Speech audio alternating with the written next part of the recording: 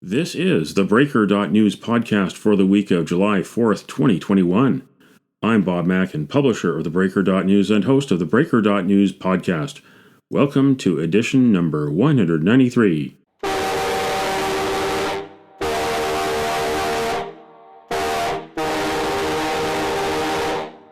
The Breaker is your source for news, opinion, and analysis about British Columbia issues, institutions, and influencers.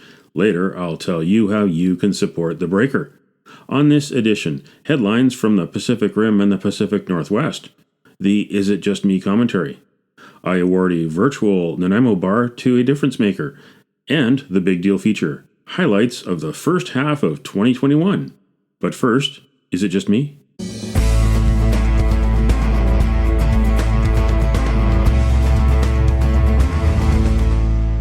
Is it just me, or did BC Premier John Horgan and Vancouver Mayor Kennedy Stewart really drop the ball on the last weekend of June?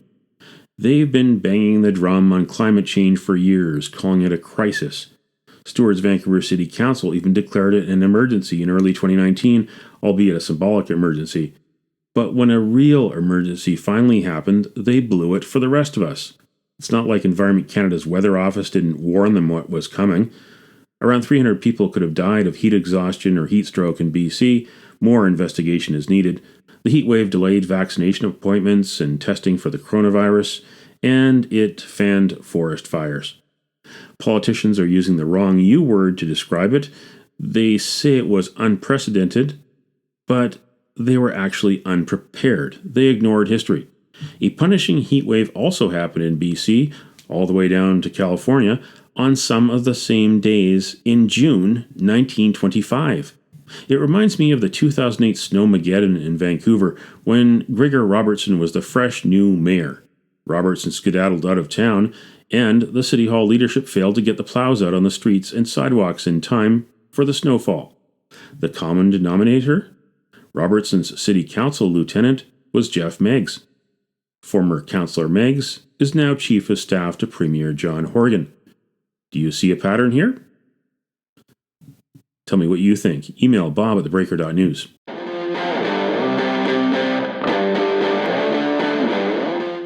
it's time on the Breaker.news podcast for Cascadia Calling.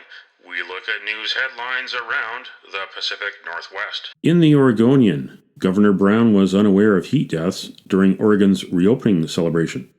As the state celebrated its grand reopening Wednesday in Portland, medical examiners were working on a grim tally of the lives lost during Oregon's record-breaking heat wave. A pep rally for a state ostensibly coming out of a pandemic, even as it was still counting the losses from another disaster, made some wonder. Did Brown know about the death toll and go on with the event anyway? According to those involved, she found out about the deaths at about the same time as the public, a little after 1:30 p.m. At least 79 deaths were blamed on the record heat. In the Seattle Times, Seattle plans to draw people back downtown with park happy hours, concerts, and more. Welcome Back weeks are coming July 12th to 26th. Concerts featuring local artists, sidewalk sales, food trucks, in-park happy hours, urban hikes, and a Halloween in July celebration. 3 large-scale events will take place in Chinatown International District, Pioneer Square, and Westlake Park, and they will feature vaccine pop-ups. More than 450 street-level businesses closed, and foot traffic fell 75% at the height of the pandemic. In Czech news, Pachidat First Nation asking protesters to vacate Fairy Creek due to wildfire risks. Chief Councillor Jeff Jones says protesters should leave the territory and let the First Nation decide how best to manage its land. Earlier this month, the Pachidat joined 2 other First Nations in giving the province notice indicating they want old-growth logging deferred for 2 years in Fairy Creek and the Walbran area. And these headlines in the Breaker.news. Judge tries to untangle Sunshine Coast Castle conflict. Report says Canada's official pandemic stats are incomplete and flawed. And bizarre extortion bid was doomed to fail, says defense lawyer. Read the stories behind the headlines at theBreaker.news. That's Cascadia Calling.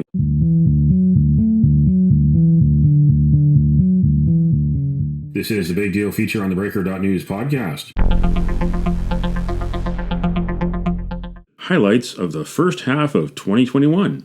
On January 13th, a hastily called news conference involving Dix and Dr. Bonnie Henry to name Penny Ballum, the chair of Vancouver Coastal Health, as the new head of the program.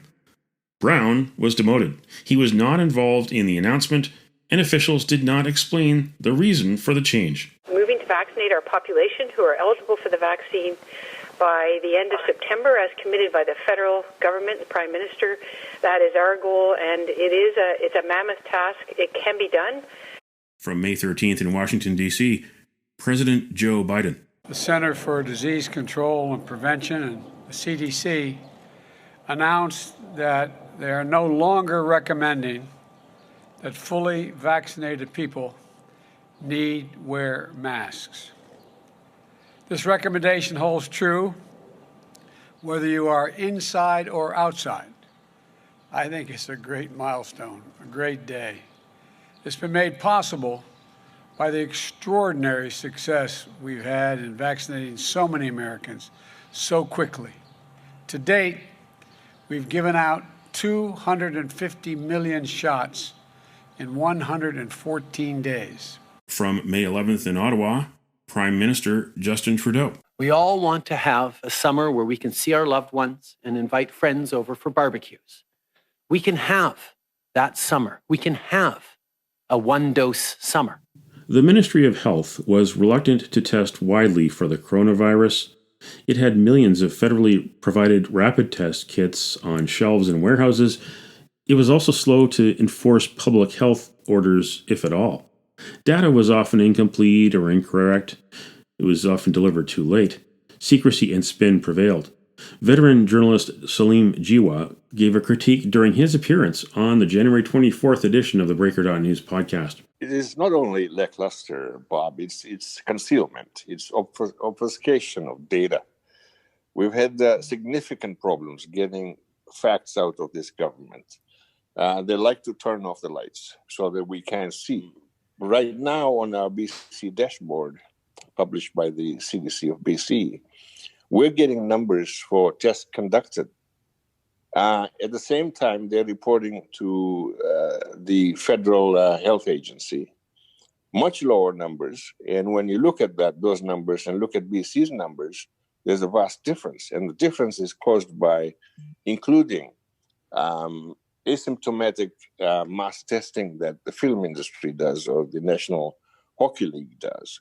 And that skews up our ability to decipher what is actually going on in BC. It hinders our ability to know the positivity rate, for example, in various regions of our province. There is a lot of darkness around data. If you ask questions, take long-term care homes, where before the second surge, they were giving us daily figures on number of staff illnesses, number of staff infections, number of patient infections, and deaths. And they suddenly stopped doing that when they noticed that they had over 60 care homes involved. Now that's causing data blindness. And now they're giving us these numbers 1 week down the road. And as you know, in the news business, what is new is what is fresh. How bad did it get? The BC Centre for Disease Control was caught hiding detailed information about where people were being infected and where vaccinations were lagging. A detailed report was leaked on May 6th. When the legislature returned on May 10th, BC Liberal leader Shirley Bond. So can the Premier today explain why he chose to withhold information that British Columbians wanted and keep them in the dark despite his continual promises to be transparent? She will know that for almost 15 months now, the Chief Public Health Officer, in coordination with the BC Centre for Disease Control, has been releasing daily information about infections. And BC Greens leader Sonia Furstenau. Question, Honourable Speaker, is to the Minister of Health. Why has his ministry and this government chosen to keep the public underinformed when it comes to COVID-19? Minister of Health. Well, the member will know that the provincial health officer, myself, the deputy provincial health officer, the ministry, have prepared hundreds of briefings, I believe about 200 public briefings. Dr. Bonnie Henry was a media star in the first wave of the pandemic. By the time BC lost control of the virus in the third wave, she was under fire from scientists for the types and timing of her decisions. This didn't bode well for her book that was released in March. This is what Dr. Bonnie Henry told Genome BC on May 5th. If people parse everything we say and interpret it in their own way, which is human nature, but it's very difficult when our own colleagues are on different polls and saying different things and questioning in the media or in the public how we are making decisions, and calling decisions that we make using the best information we have a grand experiment on the public. Third wave of the pandemic, Whistler became a hotspot due to the spread of the Brazilian variant. Eventually, Horgan ordered more restrictions lasting from April to mid-May. The Vancouver Canucks season was put on hold for 3 weeks when the team got ill at the end of March with the virus. Here is team doctor Jim Bovard on April 9th. We know that the individual had gone to a place within the guidelines, and that place subsequently was discovered to have cases of COVID, and that's how it got into our organization. And we've made it very clear within our group that there's no culprit here other than the COVID virus itself. Everybody's been working incredibly hard in the last year trying to avoid getting it, and in spite of their best efforts, this can happen. We're seeing that in the community, and what I'm seeing going on here in the organization is not much different what I'm seeing in my own office with people in all walks of life, all workplaces. It just seems to be occurring in a much greater frequency within our group as well. Another Vancouver Olympics in 2030? Vancouver City Council debated a proposal to explore a bid for the Winter Games. A bare majority led by Mayor Kennedy Stewart voted March 31st to keep the door open. Vancouverites still don't know the real cost of the 2010 games. The organizing committee minutes are hidden at the archives until 2025. So again, disappointed we're having this type of conversation today. That is not informed and potentially has massive impacts, and also means that perhaps other senior governments might just take this our input away. So again, vote how you like, but I'll continue the work. At the end of February, the BC NDP government finally released a report on the troubled Site C dam project. It's now going to cost $16 billion. Energy Minister Bruce Ralston faced questions about accountability on February 26th. As we know, there are a few other large hydro dams in the country that are seriously over budget, the Muskrat Falls Dam in Labrador, the Kiak Dam in northern Manitoba. In both cases, there has been an inquiry. In the case of the Muskrat Falls Dam, a public inquiry. There have been calls for a public inquiry into Site C to look at what went wrong, when, and how. Has the government considered a full inquiry with testimony under oath to look at what has gone wrong with this project? No, we haven't. The Cullen Commission on Money Laundering in BC focused almost entirely on casinos. It's not quite over. Former senior RCMP officer Peter German, who wrote the report that paved the way for the judicial inquiry, appeared as a witness on April 12th. It's the easy access in terms of ports, airports, United States, Asia. We're very well situated. Add to that the fact that we have a very fair and I would say small L liberal criminal justice system. We don't lock people up and throw the key away. I spent 4 years as the Deputy Commissioner of Federal Corrections. I'm quite familiar with our penitentiary system, and we have a parole system that is top class in terms of the world. But the organized crime, the downside isn't all that great. If you end up going to jail, you're probably not going to go for long. And that's a reality. We've also made it very difficult in recent years, and this isn't work of any one person, but through a collection of circumstances, very difficult to investigate financial crime in this country. It's not easy, and happy to go into that in some detail. So You put that together and then add to it that we have a fairly, again, small L liberal culture when it comes to drug use. A lot of drugs are consumed in this part of the country, not to say that they aren't consumed elsewhere as well, but it just makes us very attractive to organized crime. And where you have organized crime, you have money laundering. Former River Rock Casino Business Development Vice President Walter Su gave evidence on February 9th about how Chinese gamblers were a key market. Specific to Chinese New Year is because we knew there was a huge cluster of people coming back to repatriate with their families. And so that gave us the storefront for when they left and went back and told their friends who all had status in Vancouver as well too, that would come back throughout the year. They would be our walking advertising boards of saying, hey, I was just in River Rock during Chinese New Year. They've created this product. It's really good. We like it. The next time you go there. And so from a marketing perspective for year round, and also for the height of Chinese New Year, it worked out for us.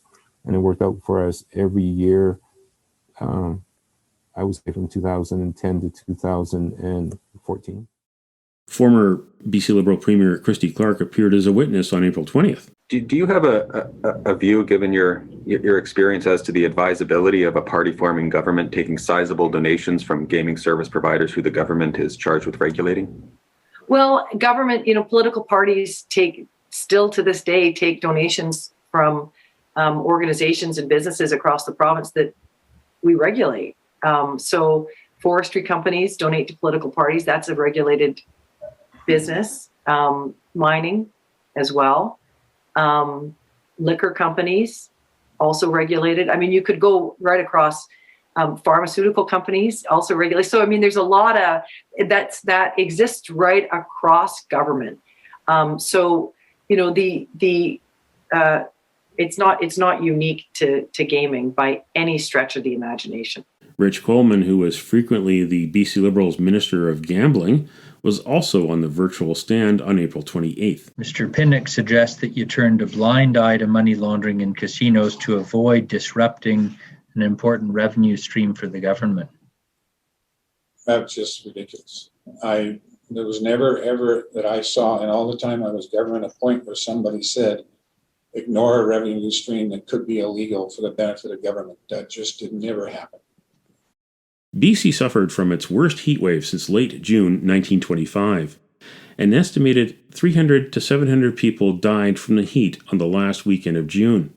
It was obvious that the BC government emergency coordination and communications infrastructure was a failure, even though Horgan often expresses fear of climate change.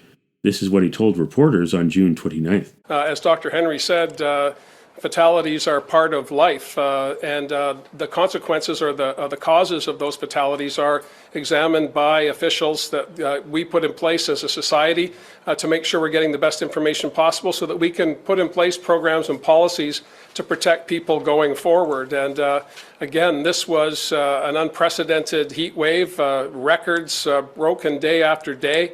The public was acutely aware that we had a heat problem, and we were doing our best to break through all of the other noise to encourage people to take steps to protect themselves. But it was apparent to anyone who walked outdoors that we were in an unprecedented heat wave. And again, there's a level of personal responsibility. I'm not ducking the issue at all, Lisa. Keep listening to the Breaker.news podcast in the second half of 2021.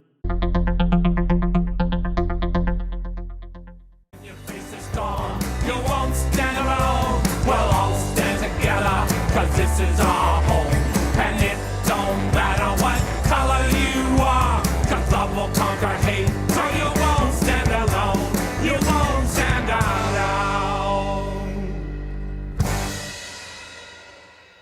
The virtual Nanaimo Bar, brought to you by Spruce Hill Contracting. Every week we end the Breaker.news podcast on a tasty note by awarding the goodness of a virtual Nanaimo bar to people making a difference. A virtual version of the province's favorite dessert bar goes this week to the BC Lake Stewardship Society, which looks out for lakes. It's BC Lakes Appreciation Month in July. Places to swim, places to boat, places to fish, places to relax. You can appreciate BC lakes, especially in the summer. You can nominate someone for a virtual Nanaimo bar. Send me an email to bob@theBreaker.news. Spruce Hill Contracting, custom homes and renovations. Find more information at sprucehill.ca. Vaccine, vaccine, vaccine, vaccine. I'm begging of you, please don't hesitate. Vaccine, vaccine, vaccine, vaccine. 'Cause once you're dead, then that's a bit too late. I know I'm trying to be funny now, but I'm dead serious about the vaccine. I think we all want to get back to normal, whatever that is, and that would be a great shot in the arm, wouldn't it? That's it for the Breaker.news podcast for the week of July 4th, 2021. I'm Bob Mackin. Thanks for joining me, and happy 4th of July to American listeners. Did you know that on July 4th in 1886, the first scheduled Canadian Pacific Railway train from Montreal arrived in Port Moody near Vancouver? Now you know. Send me your feedback, send me your story ideas to bob@theBreaker.news. Bookmark theBreaker.news. You can also find us at theBreaker.ca. Sign up for the email newsletter and get updates to your inbox. For news as it happens, follow The Breaker News on Twitter and visit theBreaker.news on Facebook. You can support The Breaker for as little as $2 a month. For more information, go to patreon.com/thebreakernews. That's patreon.com/thebreakernews. Until next week.